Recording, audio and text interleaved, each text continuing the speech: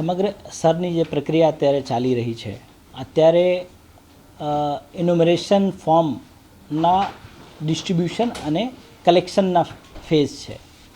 4 નવેમ્બરથી 4 ડિસેમ્બર સુધી એટલે સમગ્ર એક મહિનાના દરમિયાન અમદાવાદ જિલ્લાના 62,59,620 મતદારો સુધી 5524 જેટલા BLOs પહોંચશે અને દરેક મતદારો પાસે એના ઘરે જઈને એને ઇન્યુમરેશન ફોર્મના ડિસ્ટ્રીબ્યુશન કરશે.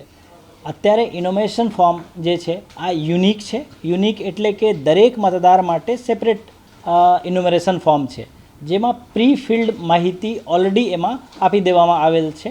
દાખલા તરીકે મતદારનું નામ, એના માતા પિતાનું નામ, એના ઇપિક નંબર, એના બૂથ નંબર, એના BLOનું નામ અને વિગત, આ બધી વસ્તુઓ પહેલાંથી ઓલરેડી ફિલ્ડ છે.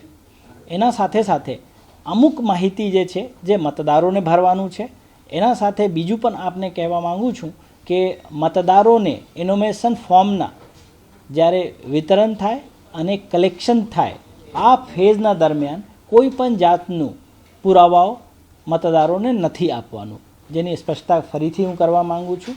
જ્યાં સુધી BLOની તાલીમની વાત છે, BLOને સમગ્ર તાલીમ આપી દેવામાં આવેલ છે અને સેકન્ડ રાઉન્ડ, થર્ડ રાઉન્ડની પણ તાલીમ સમયાંતરે એમને આપવામાં આવી છે. શરૂઆતના તબક્કામાં કમ્પ્લીટ ડિટેલ તાલીમ આપવામાં આવી, પછી ક્રમવાર અત્યારે ફોર્મ, સૌથી પહેલાં ફોર્મને ડિસ્ટ્રીબ્યુશનની બાબતમાં માહિતીઓ એને આપવામાં આવી, પછી ફોર્મને ડિજિટાઇઝેશન અપલોડ કરવાનું, કઈ ટાઈપના રોજકામ કરવાનું છે અને ફર્ધર આગળ શું પ્રક્રિયા થશે એના બાબતમાં પણ BLOને પણ માહિતી આપવામાં આવી છે.